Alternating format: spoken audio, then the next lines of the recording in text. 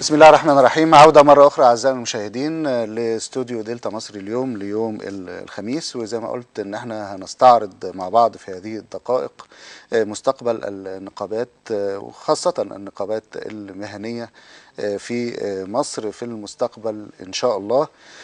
طبعا النقابات المهنية بتضم أغلب العاملين أو المهن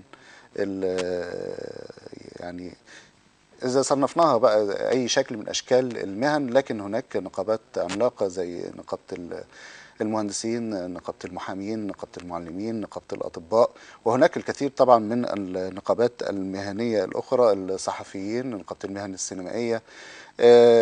كل النقابات ديت ليها أوجه كثيرة جدا في العمل، سواء بقى لصالح المهنة أو لصالح العاملين، وطبعا كله بيؤدي لو النقابات دي بتشتغل بشكل صحيح بتؤدي للارتقاء بالمجتمع بشكل كامل. حول هذا الموضوع بيشرفنا يكون معانا في الاستوديو الأستاذة تيسير عبد ربه، نقيب معلمي طنطا أول. أهلا بيك يا أستاذة تيسير. وأيضا المهندس طارق النبراوي بتيار الاستقلال لنقابة المهندسين. أهلا بيك يا باشمهندس. وفي المهندس أحمد السيد رئيس لجنة تقصي الحقائق على مستوى نقابة المهندسين، لسه هيشرفنا إن شاء الله.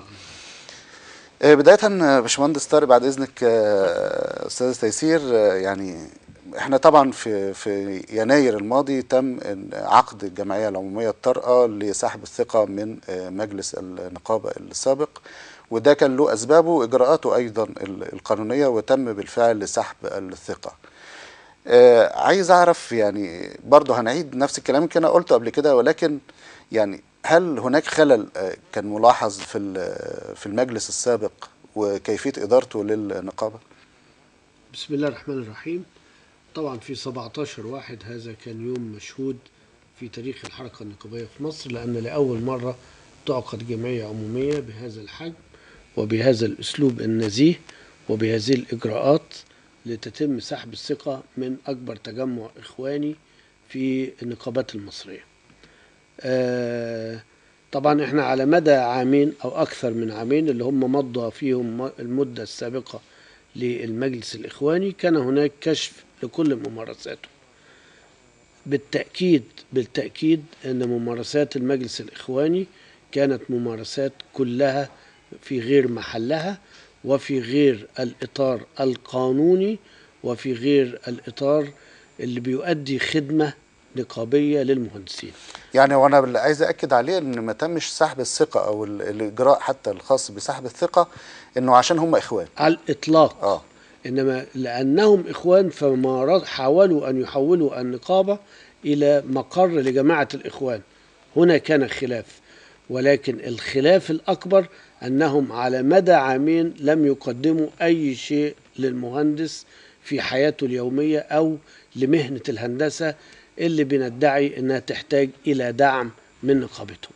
على مدى هذين العامين لم يستطع المجلس السابق المنتمي إلى جماعة الإخوان أن يقدم أي إضافة إلى المهنة أو إلى النقابة، وهذا هو كان السبب الحقيقي في تحرك جموع المهندسين لسحب الثقة من هذا المجلس. جميل. أستاذ تيسير، يعني نقابة المعلمين طبعا يعني من النقابات العملاقة أيضا، يمكن أكبر 3 نقابات على مستوى مصر، المعلمين والأطباء والمهندسين، وكان في تركيز من جماعة الإخوان إن هم يبقى في سيطرة كاملة على ال3 نقابات دول. أنا عن نفسي يعني مش شايف غضاضة إن حد يبقى عايز يعني إيه ينجح أو إن هو يشغل شيء، لكن يعني هل في نقابة المعلمين كما ذكر المهندس طارق كده، يعني الإخوان برضو لهم ممارسات خارج الإطار أو خارج القانون؟ والحقيقة احنا بالنسبة لنا كنقابة معلمين ما حسناش قوي بالممارسات دي. يعني مثلا أنا بالنسبة لي أنا تم اختياري كنقيب للمعلمين وفزت على الإخوان. مش هقول لك ان انا اتحاربت ده في التجديد النصفي ولا لا في بدايه الانتخابات. طبعا انت عارف ان الاخوان كنا نازلين بكثافه، ومع ذلك نجحت وانا مانيش اخوان في اللجنه النقابيه اول طنطا، وعدد كبير جدا. يمكن اللجنه النقابيه اللي احنا نقدر نقول عليها ايه، فيها يعني جميع أطياف المجتمع المصري، فيها إخوان، فيها الوسطيين اللي زينا، وفيها المسيحيين. وكنت أنا أول سيدة تمسك نقيب معلمين في بالنسبة لطنطا، ما حصلش قبل كده. احنا بالنسبة لنا كلجنة أول طنطا بالنسيج الوطني ده، احنا كنا نعتبر أحسن لجنة فيها نشاط. ف... وده كان المتفق عليه. احنا داخلين علشان ايه؟ الهدف ايه؟ هو خدمة المعلم ولا احنا داخلين لأهداف أخرى؟ اهداف سياسيه بقى واهداف قلت اخرى. لهم السياسة دي خارج النقابة. أي ممارسات سياسية خارج النقابة.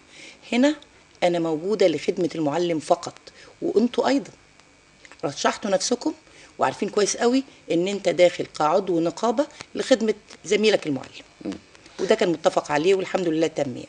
طب ندخل بقى في الكلام بقى، يعني ايه دي كان تمهيد كده للموضوع. انت شايف يا باشمهندس دلوقتي يعني موضوع الانتخابات، اي انتخابات دائما بعض يعني ايه نقول القيادات الخاصه بجمع بقى الاصوات او بالتأييد بتعتبر ان المرشح ده اذا نجح هو مرشحهم هم فقط، يعني بينفذ مثلا خططهم يعني انا بشوف الموضوع ده في اماكن كثيره، يعني ممكن يجي يعاير كمان المرشح اذا فاز، انه يعني لولانا ما كنتش تاخد هذا المنصب او تنجح، مع ان هي في الاخر في الاول في الاخر هو موضوع تطوعي وليس فيه، او المفروض ان ما يبقاش فيه اي مكاسب خاصه. ليه انا ملاحظ في بعض النقابات المهنيه انها بتلعب على وتر يعني ايه، يعني بعيد عن المهنه.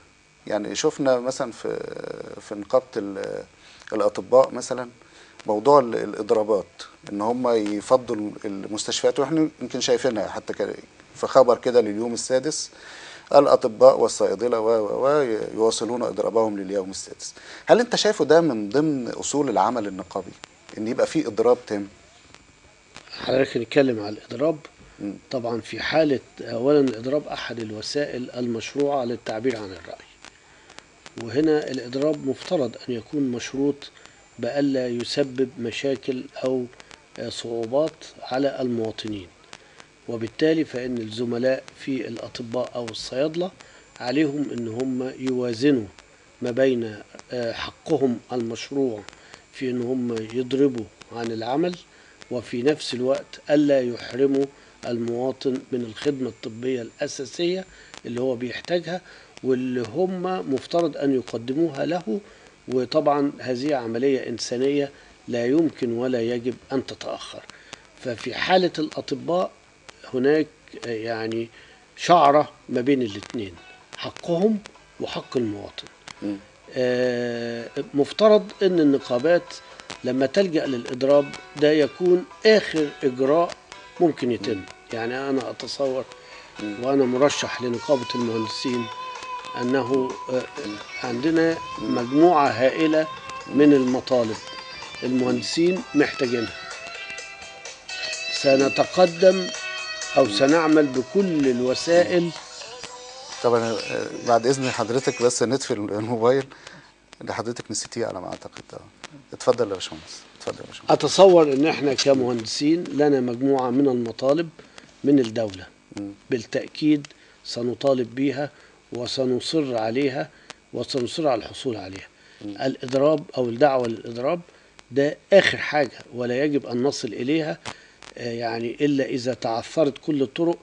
ولا أعتقد أن في المناخ الحالي اللي احنا موجودين فيه أنه يمكن أن تتعثر كل الطرق، بل يجب أن يكون في نوع من التواصل بين الأطراف كلها.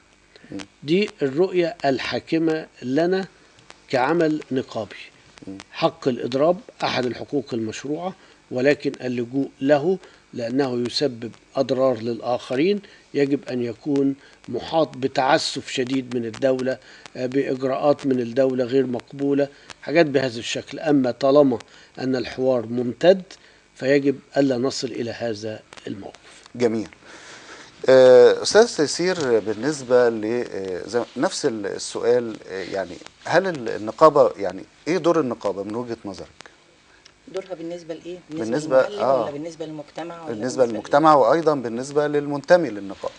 وبرضه هو دور يعني بالنسبه للمعلم، هي دور النقابه اللي هي حمايه حقوق المعلم وتقديم الخدمات المطلوبه والمشروعه للمعلمين. طب لكن زي ما ومين قال، يحمي المجتمع من المعلم؟ بمعنى ايه؟ بمعنى ايه ان يحمي يعني انا المجتمع؟ هقول ايه يحميه من المعلم ازاي يعني؟ اقول لك ازاي. اه لما يبقى في معلم مثلا بيدي دروس خصوصيه، ما بيشوفش واجبه داخل المدرسه، اه بيعمل اي شيء مثلا مخالف ماديا او اخلاقيا، مش هو كده بيضر المجتمع ولا ما طبيعي، بيضروش؟ طبيعي لو هو بالاخلاق دي اه او بالتصرفات اصل انا دي بلاحظ بيضر. ان في نقابات كتير بتتجاهل يعني ايه، زي ما قلت كده، نقابه الاطباء بتدور على الكادر، مم.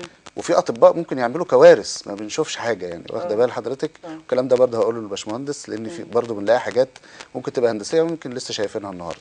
مم. يعني دور النقابه ايه؟ فين بقى النقابه؟ عشان زي ما هي بتدور على حق المعلم، فين حق المجتمع اللي بيتعامل مع المعلم ده؟ لا حضرتك، المعلم اللي يصل باخلاقه للدرجه دي انه يضر ما هو المجتمع او واصل، لا يضر. هو واصل.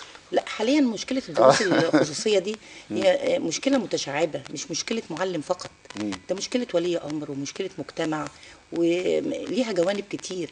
يعني احنا وصلنا ان ولي الامر بقى بيمنع ابنه يروح المدرسه عشان يذاكر في البيت. اصبح البيت دلوقتي مكان المدرسه، والمدرس الخصوصي مكان المدرسه. طب ما لو كل ولي امر ودى ابنه المدرسه، ما هو المعلم هيديله هيقعد، لان المعلم اصلا ما بيمشيش. يعني في بس ممكن برضه يبقى في الفصل يعني بيتجاهل الموضوع. ليه ما بنلاقيش مثلا في وفد من النقابه بيعمل مثلا زياره مفاجاه لاي مدرسه ويشوف المعلمين قايمه بدورها ولا لا؟ يعني عايزه اقول لحضرتك، اه يعني انا كنت تنفيذيه قبل ما اكون نقيب معلمين، اه كنت مدير عام اداره غرب سابقا.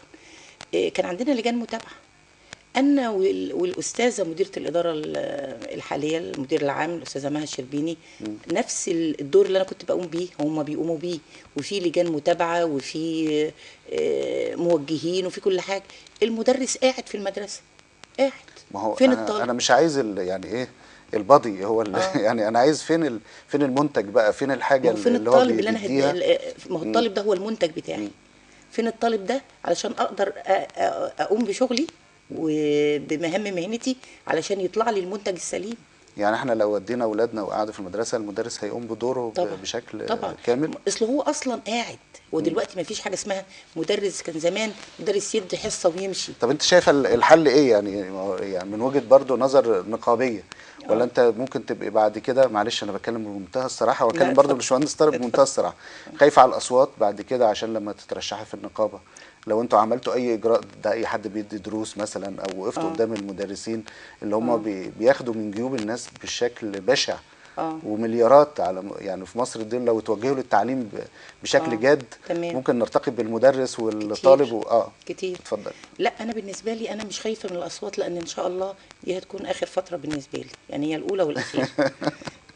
فمش لا مشكله بقى في ناس تانية الاصوات. بقى ليها برضه لا انا الحمد طموحات لله، انها يعني ان اقدر اقوم بواجبي في خلال الفتره دي وتكفيني الفتره دي. انما بالنسبه للي حضرتك بتقوله، لا، لو في مواجهه حقيقيه للدروس الخصوصيه هيخش فيها اكتر من جانب، مش هتبقى النقابه فقط، يعني لا مش هيبقى لما يجوا الاعلام. مثلا يقبضوا على مدرس النقابة ما تروحش وتجيب محامي طبعا هروح، وطلعوه طبعا هروح لو والكلام ده؟ لو مش بدي دروس المعلم على خصوصية؟ حق. لا اه لو المعلم على حق ويقول فين النقابة هبقى اللي انا هقف بدفع لها جنبه. اشتراك كل شهر ولا كل سنة؟ لا ولا طبيعي ان في عقوبات، اه تنفذ العقوبات. طيب باشمهندس طارق بقى، يعني احنا ممكن لو جينا اتكلمنا على نفس المهندسين، الموضوع. لا وبعدين المهندس بقى ايه ايده في كل حاجه يعني، يعني مظبوط. تقريبا كل اللي بيحصل بنشوفه ده، يعني تقريبا المهندس له دور فيه.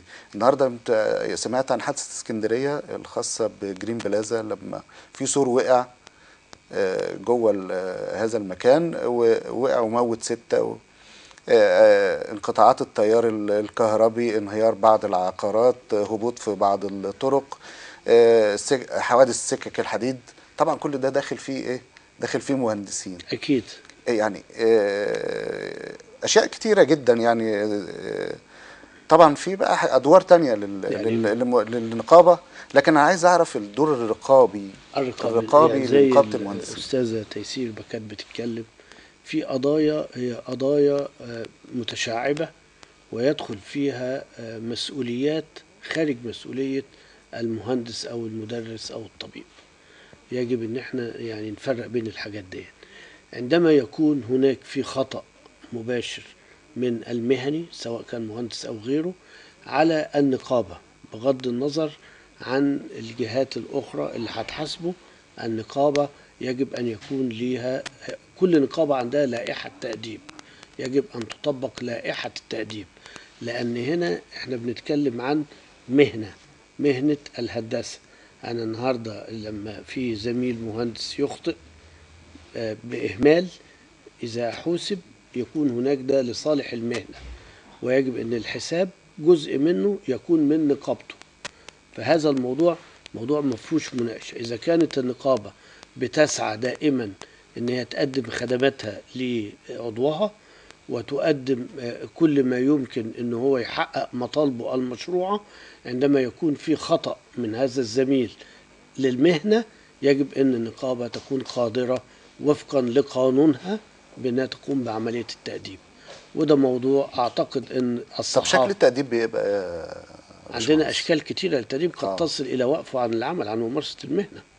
يعني ده كل المسائل دي موجودة في لائحة التأديب. يعني العقارات مثلا تبقى جديدة مثلا وتنهار، أو إذا بعض كان- الكباري إذا- لو إذا في كان- سيكشنز منها إذا بتنهار. كان في إهمال من المهندس في إشرافه على هذا المشروع، إن هو أهمل فيه بغض النظر عن إن في مسؤولية الدولة هتحاسبه عليها، إن نقابته يجب أن تحاسبه. هذا طب وده الموضوع بيحصل؟ ما فيهوش مناقشة. ده بيحصل. في بعض الأحيان بيحصل، مش عايزة مناقشة. إنما إحنا هندي الحق للزميل المهندس إن هو إذا كان في خطأ، وطبعا المهندس مهنته فيها مخاطرة، مهنته إنه بياخد قرارات، والقرارات فيها مخاطرة، سندافع عنه في أي خطأ حتى يثبت إن هذا الخطأ هو مسؤوليته ومسؤوليته المباشرة، فيحاسب نقابيا كما يحاسب سواء عن عمد أو إهمال. بالظبط بالظبط آه. بالظبط بالظبط. طب جميل. يعني المسائل دي يجب في آه. كل الحركات النقابية أو كل النقابات أن تقوم بها. أنت عندك مشاكل في الصحافة، إن بعض الإخوة الصحفيين بيمارسوا دورهم الصحفي بطريقة مش مقبولة. النقابة احنا مش عندها- حاسين ان حد بيحاسب حد يا باشمهندس، يعني وخصوصا النقابات المهنيه ما فيش كويس. حد بيحاسب حد. دعنا نقول إن العمل النقابي على مدى السنوات الطويلة الماضية تأخر كثيرا. يعني لو تحدثنا عن نقابة المهندسين أو عن نقابة المعلمين، لأننا بما انكم موجودين بحكم بتمثلوهم إن يعني أنا احتكيت بيها كثيرا في لقاءات.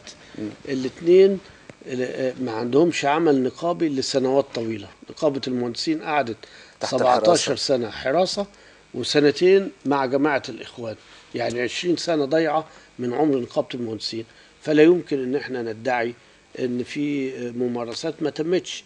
انما دعنا نقول النهاردة ان الشعب المصري كله طواق الى نقابات والى احزاب والى عمل اجتماعي وعمل سياسي متقدم، وبالتالي سترجع الامور الى نصابها. النقابات ستعود الى دورها النقابي في الدفاع عن المهنة واعضائها، واللي حضرتك بتسأل عنه هو دور طب انا عايز اسال الدفاع عن المهنة. قبل ما نطلع بس تقرير خاص بتقصي الحقائق، يعني والسؤال برضو للاستاذ تيسير، ايهما اولى او الابدى، المهنه ولا حق المنتمي او المهندس او الاثنين المعلم؟ ما فيهاش مناقشه، الاثنين على قدم المساواه.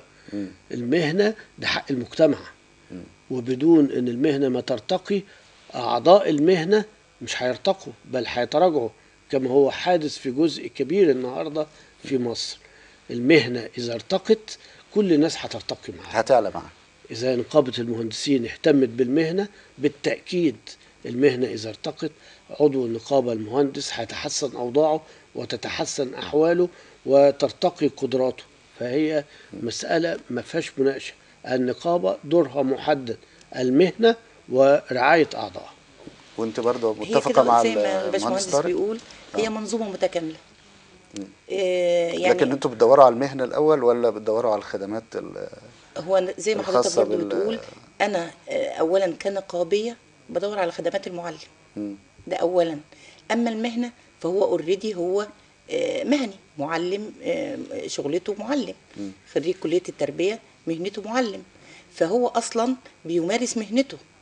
اما علشان المعلم ده تاخد منه النتيجه المظبوطه، فلا بد من الارتقاء بالمعلم ماديا طب انا واجتماعيا هسأل سؤال وصحيا. وهسمع اجابته بعد التقرير. هل احنا لما بنتخرج من اي كليه بنتخرج على التوصيف ده؟ يعني اللي بيتخرج من كليه هندسه هو مهندس، او اللي بيتخرج من كليه تربيه هو معلم، او اللي بيتخرج من كليه طب هو طبيب؟ ولا عشان يبقى مهندس او عشان يبقى معلم ولا عشان يبقى طبيب؟ ده اللي هنعرفه بعد التقرير ده ولجنه تقصي الحقائق في المنوفيه، ونرجع مره تانية ان شاء الله.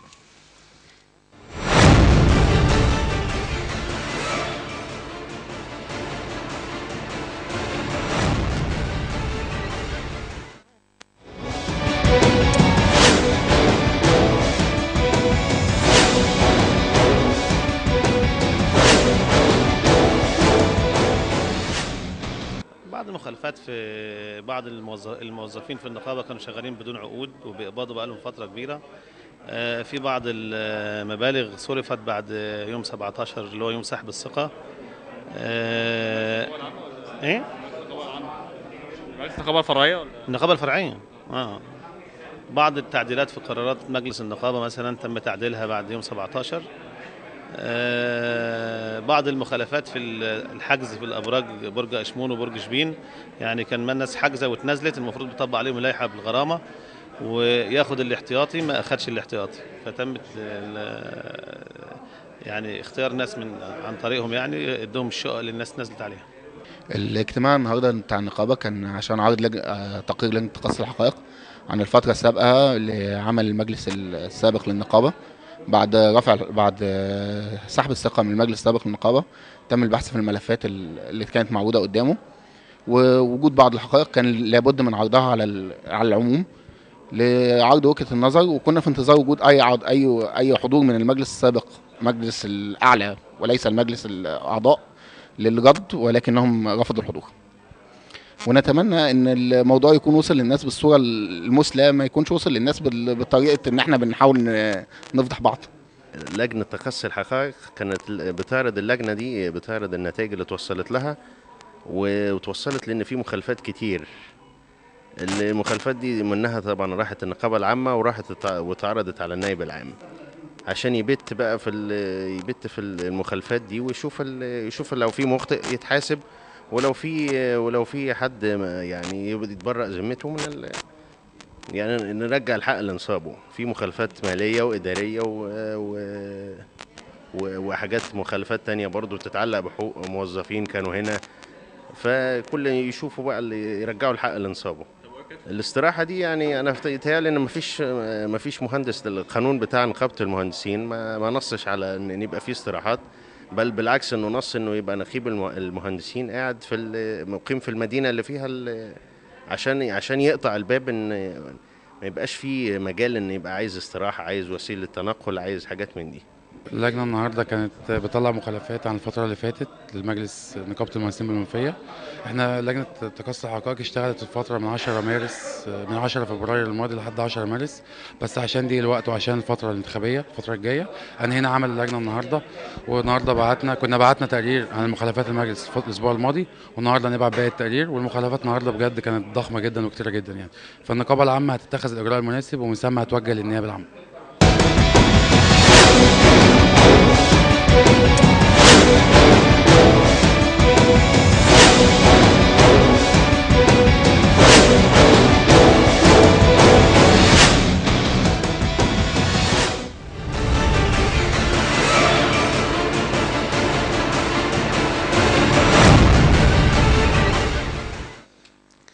عودة مرة أخرى أعزائي المشاهدين، وأنا طرحت سؤال في الأول: هل اللي بيتخرج من الكليات، وخاصة بقى نقول بقى الكليات العملية، هل فعلا بيتخرج طبيب أو مهندس أو معلم؟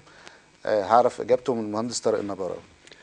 بالتأكيد كليات الهندسة تستطيع أن تخرج مهندس مباشرة من التخرج أن يعمل مهندسا، دي حقيقة. ولكن السوق قد يكون له بعض الاعتبارات وبعض المطالب. هنا يجيء دور النقابات ودور الدولة. كان زمان الدولة بتقوم بهذا الدور عبر القطاع العام وعبر الهيئات اللي كانت موجودة، كانت في ميزانيات للتدريب والإعداد والتكليف. لما كان حد يجي يشتغل في شركة مثلا أو في مصنع كان بيدخل تدريب في الأول وبعد كده يدخل مجال العمل. وكان في استثمارات ضخمة في شركات القطاع العام بتسمح بهذا، ومراكز التدريب في كل القطاع العام كانت موجودة. النهاردة هذا الدور أنا أعتقد لأن الشركات الخاصة مش هتقبل إنها تشغل واحد إلا إذا كان جاهز إنه يخش يشتغل ينتج تدور ويمشي على طول. فهذا الدور أعتقد أنه أصبح موكول إلى النقابات. يجب أن أنا هتكلم عن نقابة المهندسين.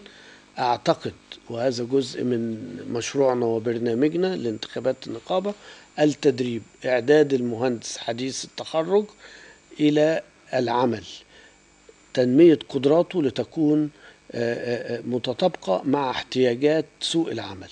هذا هو دور أساسي وهام يجب أن تقوم به النقابات، ومن الصعب النهاردة أن يقوم به غير النقابات.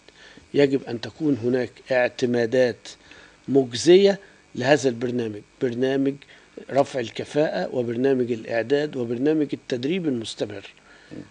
دي مسألة أساسية. الجامعات المصرية متشكرين بتطلع خريج النهاردة، هنسعى أن هذا الخريج ترتفع قدراته ويرتفع مستواه عبر متابعة التعليم الهندسي، ولكنه علشان يشتغل ويتطابق مع السوق يجب أن يكون في نظام انت كده يعني ايه مخطط. اديتني حاجه كده هسال حضرتك فيها بعدين، لكن هاخد يعني هاخد الاجابه على نفس السؤال من حضرتك.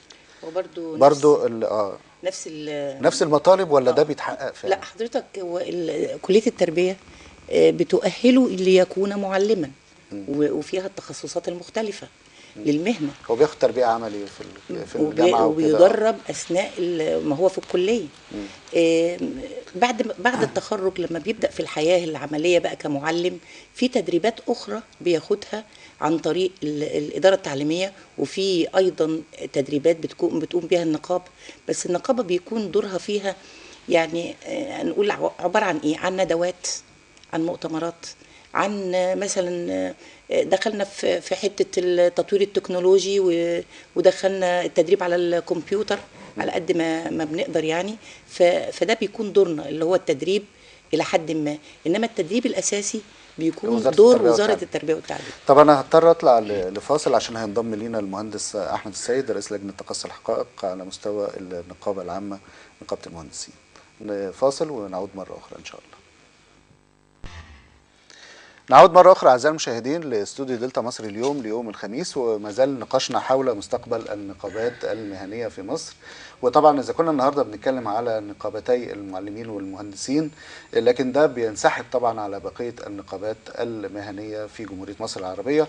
وبحب أرحب بضيفنا اللي اتأخر علينا شوية، معلش الطريق النهاردة المخالفات كتيرة، بس المهندس أحمد السيد رئيس لجنة تقصي الحقائق بنقابة المهندسين. أهلا بك يا باشمهندس. أهلا وسهلا. باشمهندس احمد، طبعا احنا يعني اخذنا دور كبير جدا في الحديث، لكن لجنه تقصي الحقائق في نقابه المهندسين يمكن شفنا تقرير قبل حضرتك ما تدخل. والله يعني ايه اللي توصلتوا له من خلال هذه اللجنه، وهل المده اللي انتوا اشتغلتوا فيها كانت فتره كافيه عشان تتقصوا الحقائق داخل النقابه؟ من ساعه ما سحبنا الثقه واحنا عينا على النقابات كلها، عشان عارفين ان الفتره اللي فاتت كان فيها صعوبات كتيره جدا في نقابه المهندسين. احنا بالفعل اللجان تسيير الاعمال بالنقابات الفرعيه استلمت في اول فبراير لحد 10 فبراير، فاحنا بالفعل شكلنا لجنه لتقصي الحقائق كلجنه معاونه كده مصغره، بس عشان دي الفتره الانتخابيه حبينا نخلي الفتره دي كاستمايز جدا ما تعدتش 25 30 يوم. وللاسف 25 يوم طلعنا قدهم 25 مخالفه، كل ملف قد كده. بجد يعني احنا المخالفات يعني انا بصفتي من ابناء محافظه المنوفيه، فرحت على محافظه المنوفيه كلجنه معاونه لتقصي الحقائق، لقيت مخالفات كبيره جدا. اول مخالفه عندنا اكتشفت ان نقابه المهندسين بالمنوفيه دعمت النقابات المهنيه بالمحافظه بالكامل في شهر ابريل 2013 يعني من اموال المهندسين 17 مليون جنيه تقريبا طلعوا من اموال نقابه المهندسين بالمنوفيه لكل النقابات البيطريين. يعني نقابه فرعيه واحده طلع منها 17 مليون جنيه. للاسف كان قرض كمان، كان قرض جاي من بنك النقابه العامه وبنك البركه. اتفاجئت لما رحت النقابه ان في مبيعات وصلت 16 مليون 300 الف تقريبا. براجع المحتوى المعرض لقيت عقود، لقيت النقابه بالكامل نقابه المهندسين بالمنوفيه مدعمه معرض السلع المعمره. انا بعتبرها واحد من ابناء المنوفيه، بعتبرها كدعايه سياسيه ان انا ادعم محافظه المنوفيه بالكامل من اموال نقابه المهندسين بالمنوفيه. دي حاجه كبيره جدا، والملف ده برضه راح للنقابه العامه وبالتالي راح للنائب العام. لقينا في مخالفات تانية غريبه جدا. لقينا مثلا استراحه السيد النقيب. عندنا قانون النقابه بتاعنا بينص ان النقيب الفرعي بيكون مثلا يعني ايه، الماده 41 منه بتنص ان هو يكون مقيم في المدينه اللي فيها مبنى النقابه. يعني مثلا لو انا من اشمون ما ينفعش اكون نقيب المنوفيه، لازم اكون مقيم في جميلكو. ليه؟ عشان ما يجيش يقول عايز استراحه وعايز بدلات وعايز عربيات. لقيت استراحه السيد النقيب في المنوفيه مكلفه 57,000 جنيه بسندات الصرف اللي جت، زائد ان هي يعني عامله اهدار للدور الرابع بالكامل في مبنى النقابه. 3 سراير، تلاجتين، غسالتين. اعتقد لو في بيته مش هيجيب الحاجات دي، لو في بيته الشخصي مش هيجيب تلاجتين في مكان واحد. ده تسريح في العامين اللي كان فيهم. الاستراحه تم انشائها في شهر 4، رغم ان القانون والكتاب الاخضر اللي محدش بيبص عليه للاسف، بقى لنا 25 سنه في نقابه المهندسين محدش بيبص على قانون نقابه المهندسين. الماده 41 لو قراها كويس ما كانش عمل استراحه. هو عمل استراحه مش مشكله، خالفت القانون، بس ب 57,000 جنيه ليه؟ دي حاجه. النقطه الثانيه، انت ادرت المبنى، ادرت الدور الرابع بالكامل. اتفاجئنا برضه بمراجعه ملفات. انا كنت فعلا رايح فتره مؤقته عشان احنا دورنا كان النقابه العامه. لقيت في فواتير حديد في برج شبين السكني، لقيت في تلاعب في فواتير حديد، فاتوره ب 2 طن يوم 11/4، ابص الاقي فاتوره ب 9 طن يوم 11/4. اكتشفت ان في تلاعب وثلاث اختام في فاتوره ثانيه.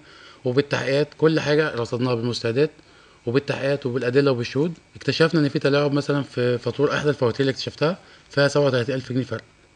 الفاتوره 11/4 ب 2 طن وهي نفسها 9 طن ب 11/4. اتفاجئنا ان التلاعب الكبير. قعدنا نراجع بقى، لقينا كل فتره كل ما نقعد يوم بنلاقي ملف، وكل ملف قد كده. فانا مش عارف بجد يعني الفتره اللي فاتت. وده في نقابه فرعيه واحده وفي 25 يوم. وفي 25 يوم. وكنا جايين على امل ان احنا هنساعد لجنه تسيير اسبوع ونرجع للنقابه العامه، عشان ده يعني احنا عانينا كتير جدا مع النقابه العامه. طب انت عرفت من بقيه الزملاء، وهل كان في لجان تقصي حقائق في بقيه والله الفروع؟ انا بالنسبه لي مني كنت يعني ايه، كنت ماسك متحدث اعلام حمله صعب الثقه الفتره اللي فاتت. وبصفه محافظه المنوفيه عارفها بالظبط وعارف اللي كان بيحصل فيها. فانا توجهت مباشره ان انا اشتغل كتقصي حقائق. لو هشتغل اسبوع واحد، عارف ان الاسبوع ده هطلع فيه مخالفات. وفعلا انا امبارح كنت في المؤتمر، انا عديت 12 مخالفه كده. بجد زعلت، عمال اعد مخالفات، حاسس باهدار في فلوس نقابتي. بجد نهيت المؤتمر من غير ما اكمل بقيه المخالفات. النقابه العامه بعتنا ليها تقرير ب5 مخالفات الاسبوع اللي فات. برج شبين السكني في مشاكل في الارض، في مشاكل في الشقق بتاع القرعه نفسها. برج اشمون 15 شقه، 5 شقق للصحوبيه. يعني المقاول اللي بيعمل برج واخد شقه، واحد واخد شقتين. بجد اجراءات كلها بعتنا الاجراءات دي كلها للنقابه العامه، والنقابه العامه بعتت للنائب العام بعض النتائج بتاعه التحقيقات. وفي انتظار بقى قرار النائب العام. وطبعا هيبقى بقيه يعني الفروع والنقابه العامه هيبقى فيه. اعتقد في بعض النقابات الفرعيه فيها تقصي حقائق، بس انا بس عشان بقيت احد المرشحين ودخلت في اخر ساعه في قبل غلق باب الترشح بساعه واحده فقط، فانا حبيت اخلي ضميري وانهيت عمل لجنه لعمل تقصي حقائق بالامس عشان ما يبقاش فيه ازدواجيه. لا، عشان اشوف ان هي تنزل السبت القادم، وانا حبيت انهي مهمتي بطريقه رسميه من النقابه بالامس. عملنا مؤتمر وكشفنا عن بعض الحقائق، واعتقد احنا لو في وقت متسع عن كده كنا نشرنا اكتر من كده. طب جميل. واتمنى يعني ان احنا كمان يعني نتعلم من اخطاء الغير اذا كانت اخطاء يعني غير مقصوده، والمقصود منها طبعا هيتم التحقيق فيه واخذ الراي القانوني. هي اخطاء مقصوده ومتعمده ومورست على مدى عامين، واللي المهندس احمد يعني بيتحدث عنها واكتشفها في الفتره الضيقه دي. احنا كنا بنرصد من الخارج اخطاء من هذا الشكل واكتر منها، واعتقد ان حجم التقارير اللي قدمتها لجنه الحكماء اللي بتدير النقابه حاليا للنائب العام ارقام مرعبه تؤكد ان ما كان في نقابه المهندسين كانت كارثه ستقضي على النقابه لو استمروا 2 3 كمان. هي ما كانتش النقابه بس انا مش عايز اتحمل جزئيه النقابه، مش عايز اتحمل يعني، بس هي ما كانتش النقابه بس. السيد النقيب الفرعي بنقابه المنوفيه كان عضو مجلس الشعب، وكان جه الفتره الاخيره جه الامين المساعد في الفتره عندنا في النقابه العامه. واعتقد ال 17 مليون اللي اتصرفوا على مر السنه العمريه كانت دعايه سياسيه، لان الفتره دي كان الدكتور محمد علي بشر كان قبلها بشهر. طب انت صحيح احمد قلت لي في التليفون تمام ان انت دعيت يعني شخصيات من الاخوان ان هم يكونوا موجودين في المؤتمر اللي انت عملته ومحدش جه. والله يا فندم، احنا من ساعه ما بدانا لجنه تقصي حقائق اتقابلنا بحرب شرسه جدا. نفس الحرب اللي قابلتنا في سحب الثقه اتقابلتنا هناك. هو مش عايزنا نشتغل تقصي حقائق عشان عارف ان في حقائق هتطلع مش كويسه. من اول يوم بيستخدم صفحه الفيسبوك للنقابه باشاعات خارجه جامده جدا. الاساءات مش عايز اقولها طبعا، ما ينفعش اقولها في برنامج محترم. احنا قعد يقول لو انتوا رجاله اعملوا لي مؤتمر، عملت لهم مؤتمر تهديد يعني قصدي. طبعا بعد رئيس اللجنه الفرعيه رسائل على الموبايل كتير جدا. المهم عملنا له مؤتمر. انا بقى اي لجنه تقصي حقائق بتنهي عملها بتعمل مؤتمر، انا برضو لا عملته بنسبه 90% رغبه للسيد الرئيس النقابه الفرعيه واعضاء مجلس ادارته. بالامس هو اعتذر على الصفحه وبرضو اساء لينا في الاعتذار بتاعه وتهرب من المؤتمر تماما، وبعت 3 من مجلس اداره. اعتقد الثلاثه نص المخالفات اللي كنت بحكيها مش عارفين ايه في الصراحه في النقابه، ومش عارفين تكلفتها كام، مش عارفين السلع المعمره اتصرف منين. فاعتقد بجد معرفوش يعني يردوا يعني. هم مش عارفين الاحداث اللي كانت بتحصل في نقابه المنوفيه.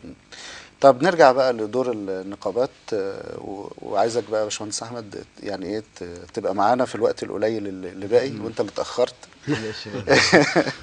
باشمهندس طارق، وبرضه هيرجع للاستاذ تيسير. يعني بما اننا اتكلمنا عن دور النقابات العامه في الارتقاء بالمهنه، هل انتم ممكن تبقوا مرايه للتعليم العالي مثلا، ان انتوا تقولوا له احنا محتاجين مهندسين في مجال كذا، احنا عندنا عبء كبير جدا او حمل كبير جدا في المهندسين في مجال كذا، عندنا مهندسين شعبة كذا مستواهم ضعيف اللي هم خريجي كل جامعات كذا وكذا وكذا. بالظبط. هل ده بيحصل ولا ده اللي مرجو في المستقبل؟ ولكن القانون بينص عليه.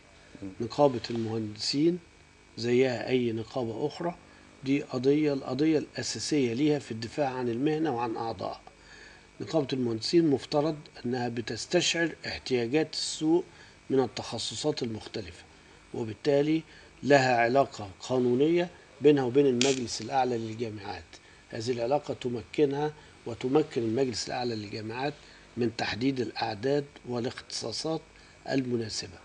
على مدى السنوات اللي فاتت لم تكن هذه العلاقة قائمة، لأن زي ما ذكرنا من قبل لم يكن في حد بيهتم بهذا الموضوع، إنما هو موضوع أساسي ويجب أن يتم التعامل مع هذا الملف بجدية شديدة.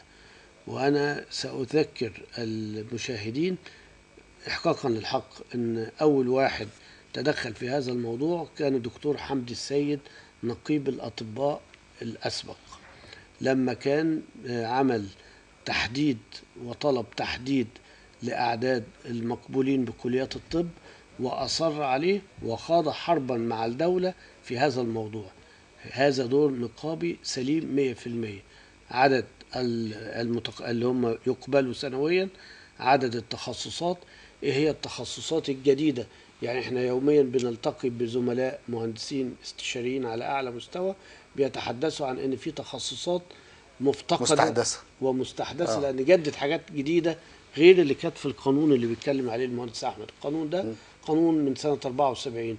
النهاردة في تخصصات جديدة وحديثة يجب أن النقابات أو نقابة المهندسين تهتم بيها وتديها حقها، ويجب أن يبقى في العلاقة اللي بين النقابة وبين مجلس أعلى للجامعات لتحديد يعني الدروس والمناهج والتخصصات الجديدة.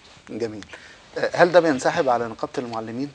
ان انتوا بيبقى ليكوا رأي يعني مثلا في مع وزير التعليم مثلا، او زي ما قال الباشمهندس مع مجلس الاعلى للجامعات، ان انتوا محتاجين رياض الاطفال قد كذا، محتاجين تخصصات مثلا لغات كذا وكذا وكذا، عندنا زياده قوي في مثلا في التربيه الرياضيه مثلا. يعني واحنا عايزين نقول ايه؟ ان التربيه والتعليم بقالها عدد كبير من السنين ما كانتش بتاخد تعيينات جديده. ليه؟ لان احنا كان عندنا زياده، فلما بدانا يبقى في الاعداد زادت بالنسبه للطلبه والتخصصات فيها قلت، فبنروح بنطلب ده من وزاره التربيه والتعليم. وزاره التربيه والتعليم بتعمل اعلان علشان نعمل تعاقدات مع المدرسين للاحتياجات للمواد المعينه. يعني بعد الطالب ما يتخرج، لا انا قصدي عشان في الثانويه العامه لما يبقى في تنسيق معروف الاعداد اللي هتدخل دي بعد 4 سنين مثلا، لما هنضخهم في سوق العمل، دول هيكفوا المدارس اللي عندنا ويكفوا التخصصات اللي احنا محتاجينها. هل ده بيتم؟ لا، ما بيتمش بالصوره اللي حضرتك بتقولها كده. هو اللي بيحصل ان في عندي عجز مثلا في مدارس في الريف مثلا، نفترض في القرى او في المراكز، فبنبلغ بالكلام ده، بيبلغ يعني لما كنت تنفيذيه بنبلغ بالكلام ده، وبنبتدي نعمل تعاقدات، والتعاقدات دي بتبقى للتخصصات المطلوبه. اما التنسيق زي ما حضرتك بتقول كده ما بين النقابه وما بين المجلس الاعلى للجامعات، لا لم يحدث. ده مش موجود خالص؟ لا لم يحدث. بس اذا كان موجود طبعا يبقى افضل. طبعا يبقى افضل. طبعا حتى على الاقل ما يقعدش الطالب المعلم المتخرج من كليه التربيه ما يقعدش 10 سنين وهو ملوش مهنه الا التربيه، والتعليم، ملوش مهنه الا انه يكون معلم، ما يقعدش 10 سنين مش لاقي شغل. يبقى لو حضرتك زي ما بتقول كده ان احنا قلنا مش عايزين اعداد في تخصصات كذا السنه دي، يبقى الكليات هتشتغل على التخصصات المطلوبه. تمام. بحيث انه لما يتخرج طب يلاقي عمل. المناهج برضو يعني زي ما قال الباشمهندس ان في استحداث لبعض التخصصات، الغاء لبعض التخصصات لو كانت عايزه تتلغي، استحداث شيء في المناهج لتطويرها، يعني برضو مالكوش دعوه بالمناهج الخاصه بالتعليم العالي؟ بالنسبه للمناهج دي ده دور الوزاره، ده هي اللي بتقوم بيه، الا في حاله لو طلبت راي الناس. احنا بنعتبر دلوقتي كان ناس نقابيين في مننا كتير خرجوا معاش، يعني بيعتبر معلم خبير، يعني يمكن واستشاري في الموضوع ده، ممكن الاستعانه بهم بس ما بيتمش. طب انا هستاذن حضراتكم، طبعا هيبقى القائم مع المهندس احمد بس بعد ما نرفع اذان العشاء حسب التوقيت المحلي لمدينه طنطا، ونعود مره اخرى ان شاء الله.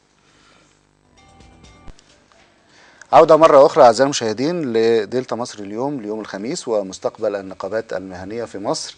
وطبعا معنا مثالين النهاردة، نقابة المهندسين ونقابة المعلمين، وبذهب للمهندس أحمد السيد رئيس لجنة تقصي الحقائق بنقابة المهندسين. الأستاذة تيسير قالت كلام مهم قوي في أثناء الأذان، قالت يعني رئيس لجنة تقصي الحقائق المقالة بأمر من النقابة العامة بتاريخ 8 مارس. احنا انهينا عمل اللجنة بالأمس، انهيتوا عمل اللجنة خلاص سابقا، هنقول سابقا بالسابق. طيب قالت طب مش في حاجة اسمها الجهاز المركزي للمحاسبات؟ يعني انتوا كلجنة تقصي حقائق، امال فين الجهاز المركزي للمحاسبات؟